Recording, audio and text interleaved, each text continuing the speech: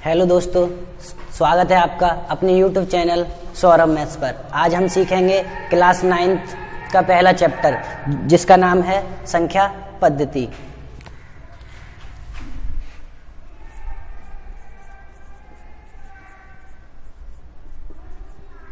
Class 9th संख्या पद्धति। तो पहले हम सबसे पहले संख्या पद्धति का बेसिक सीखेंगे कि इसमें इस चैप्टर में आएगा क्या और हमें सीखना क्या है।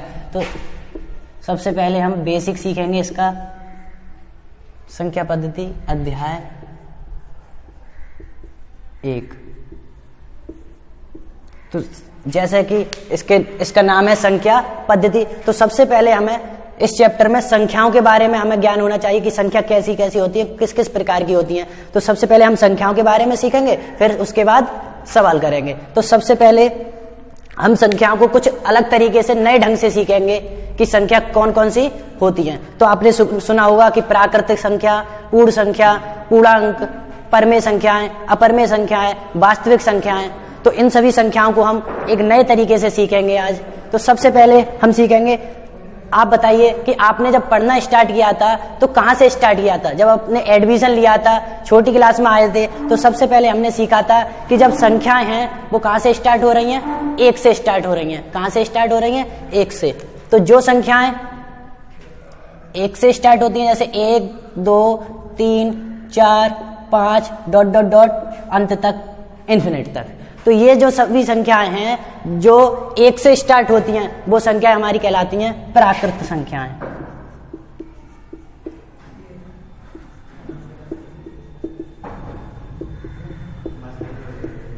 प्राकृत संख्याएं। अब इसके बाद हमने थोड़ी बड़ी क्लास में आए, हमने सीखा कि हाँ एक नई संख्या और जुड़ी है जिसका नाम है क्या, 0। तो जो संख्याएं हम 0 से स्टार्ट करने लगते हैं, जो संख्याएं हम 0 से स्टार्ट करने लगते हैं वो संख्या हमारी कहलाती हैं पूर्ण संख्याएं। पूर्ण संख्याएं। तो जिन संख्याओं को हम 1 से स्टार्ट करेंगे, 1, 2, 3, 4, 5 डॉट डॉट इन्फिनिट तक, वे सब कौन सी होंगी, प्राकृतिक संख्याएं। जिन संख्याओं में अगर हम 0 और जोड़ दें तो वो सब क्या संख्या होंगी, पूर्णांक संख्याएं। इसके बाद हम थोड़ी और बड़ी क्लासों में बड़े, तो हमने क्या सीखा, जो संख्याएं हमारी वो धनात्मक भी आ रही हैं, ऋणात्मक भी आ रही हैं। इसका मतलब धनात्मक यानी प्लस की और ऋणात्मक मतलब माइनस की। तो जो संख्याएं हैं वो जो धनात्मक भी आ रही हैं और ऋणात्मक भी आ रही हैं, जैसे dot dot dot -5, -4, -3, -2, -1, 0, 1, 2, 3, 4, 5 dot dot dot infinite. तो ऐसी संख्याएं जो माइनस में भी लिखी जाती हैं, प्लस की भी होती हैं, वे सब हमारे कहलाते हैं पूर्णांक। क्या होते हैं, पूर्णांक। तो पूर्णांक यानी जो माइनस माइनस के हैं वो, यानी जो ऋण ऋण वाले हैं हम उन्हें बोलेंगे ऋण पूर्णांक, और जो धन वाले हैं, प्लस के हैं, उन्हें हम बोलेंगे धन पूर्णांक।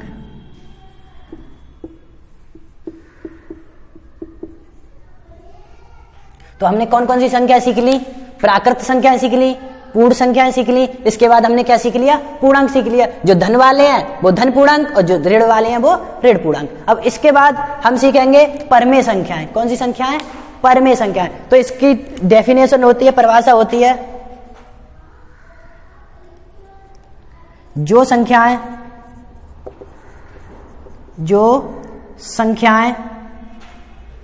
P/Q के रूप में लिखी जा सकती हैं, जहां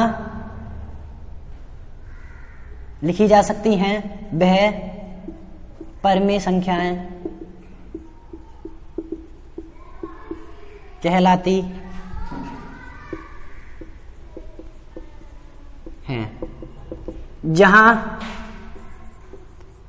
Q नॉट इजकल टू 0, यानी परमेय संख्या कौन सी होती हैं? वे संख्याएं जो p बट्टे q के रूप में लिखी जा सकती हैं, वह परमेय संख्या कहलाती हैं। जहां q बराबर नहीं होता है 0, यानी जहां q कितना नहीं होना चाहिए? हमारा 0 नहीं होना चाहिए। जैसे एग्जाम्पल ले लें 3/4, ये p है, ये q है, ये बटे के रूप में लिखी हुई है। 1/2 माइनस के 3/2, तो जो भी संख्याएं हैं जो बटे के रूप में लिख सकते हैं हम, p/q के रूप में लिखी जा सकती हैं, वे सब क्या कहलाती है? हमारी परमेय संख्याएं। अब आपसे पूछे जाए कि 2 कैसी संख्या है, तो ये भी क्या है? परमेय संख्या है, क्योंकि हम 2 के नीचे 1 लगा सकते हैं अपनी तरफ से, तो ये कैसी संख्या बन गई? अब परमेय संख्या बन गई। आपसे पूछा जाए -5 कैसी संख्या है, तो -5 भी कैसी संख्या है? परमेय संख्या है, क्योंकि हम इसके नीचे भी क्या लगा सकते हैं? बटे में 1 लगा सकते हैं। तो अगर आपसे पूछा जाए 0 एक परमेय संख्या है या नहीं है, तो 0 भी कैसी संख्या है? एक परमेय संख्या है, क्योंकि हम 0 को कितने से भी भाग दें कितना आएगा? 0 आएगा, यानी ये भी 0 कैसी संख्या है? परमेय संख्या है। तो हम परमेय संख्याओं के बारे में सीख गए। अब सीखेंगे अपरमेय संख्याएं। अपरमेय संख्याएं तो वे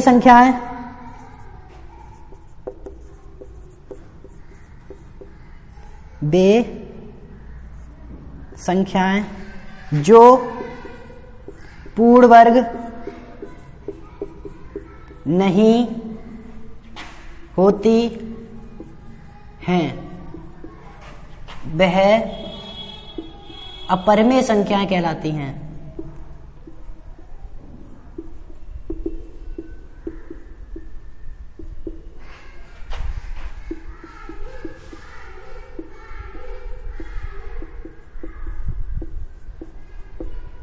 पूर्ण वर्ग का मतलब हमने सिखाया, वे संख्याएं जो पूर्ण वर्ग नहीं होती हैं वह कौन सी संख्या कहलाती हैं? अपरमेय संख्या कहलाती हैं। अब पूर्ण वर्ग संख्या जैसे कौन कौन सी नहीं होती हैं? जैसे √2 आ जाए हमारा, √3 आ जाए, √5 आ जाए, √6 आ जाए, √7 आ जाए।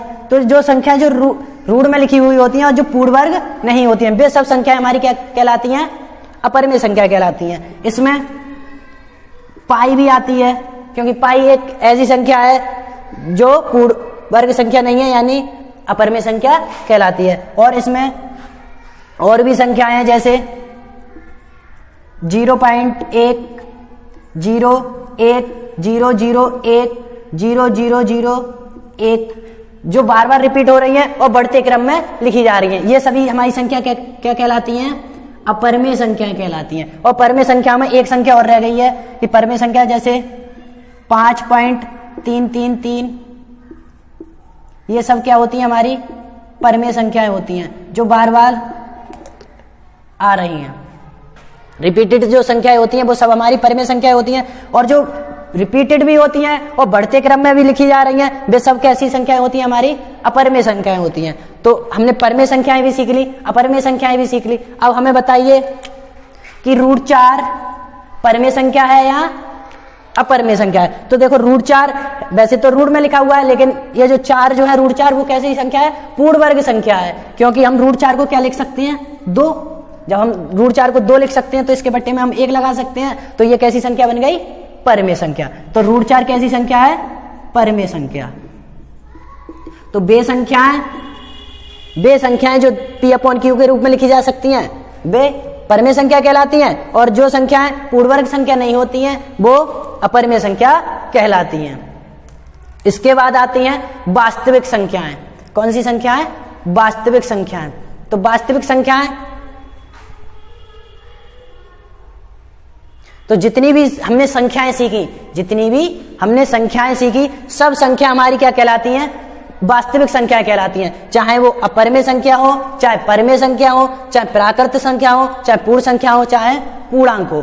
तो जितनी भी हमारी इस चैप्टर में संख्याएं आएंगी, हमने आज तक जितनी भी संख्याएं सीखी हैं वो सब कैसी होती हैं? वास्तविक संख्याएं होती हैं। ये सब कैसी संख्याएं?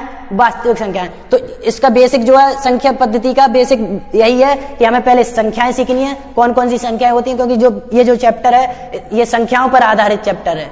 जितना भी इसमें सीखना है वो संख्याओं के बारे में सीखना है। तो बेसिक हमारा पूरा हो गया।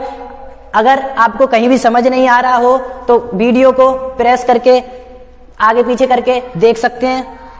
अब इसके बाद हम क्या करेंगे? चैप्टर पे जाएंगे, प्रश्नावली 1.1।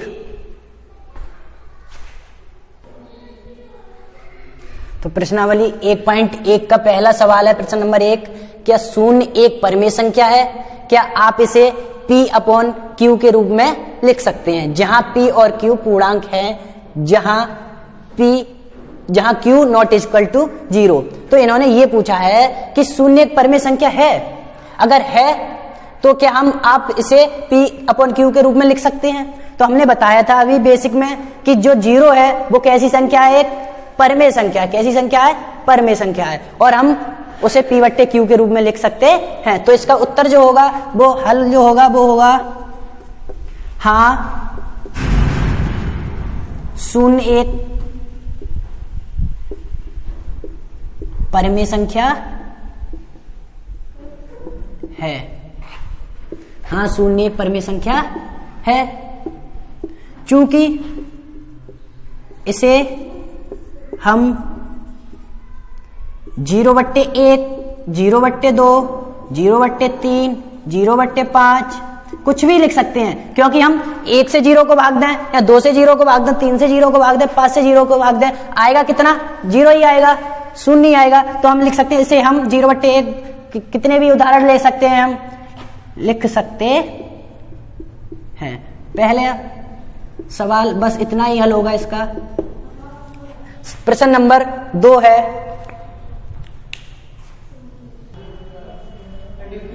तो अगला सवाल है प्रश्न नंबर 2, 3 और 4 के मध्य 6 परिमेय संख्याएं ज्ञात कीजिए। तो हमें दूसरे सवाल में 3 और 4 के बीच में कैसी संख्या निकलवा रहे हैं? 6 परिमेय संख्या निकलवा रहे हैं। तो जब 6 या परिमेय जब संख्याएं किसी दो संख्याओं के बीच परिमेय संख्या निकलवाते हैं तो क्या करते हैं हम? जितनी संख्याएं दी होती हैं, जितनी निकलवाई होती हैं,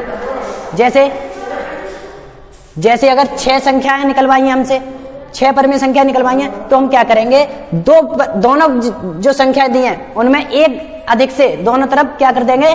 गुणा कर देंगे। जैसे 3 और 4, 3 और 4 के बीच में कितनी संख्या निकलवाई है? 6। तो हम क्या करेंगे? जब 6 निकलवाई है तो 7 से गुणा करेंगे, 7 निकलवाई है तो 8 से, 9 निकलवाई है तो 10 से, 3 निकलवाई है तो 4 से, 1 बढ़ाकर हम क्या करेंगे? उसके अंश और हर में क्या कर देंगे? गुणा कर देंगे। जब 6 निकलवाई है तो कितने से करेंगे? 7 से करेंगे। बट्टे में 1 लगा लो, इसके बट्टे में 1 लगा लो, 7 से गुणा कर दो। तो जब 3 और 7 की गुणा करेंगे तो कितना आएगा? 3 सत्ते 21 और 7 एकम 7। ऐसे ही 4 सत्ते 28 और 1 सत्ते 7। अब इनके मध्य में जितनी भी संख्याएं आएंगी वो 6 ही संख्याएं आएंगी, और वो क्या होंगी? परिमेय संख्याएं होंगी। जैसे 21/7 के बाद कितना आता है? 22/7, 23/7, 24/7, 25/7, 26/7, 27/7। तो इसका जो हल है वो 6 संख्याएं कौन कौन सी हैं? 22/7, 23/7, 24/7, 25/7, 26/7, 27/7। तो इस प्रकार का अगर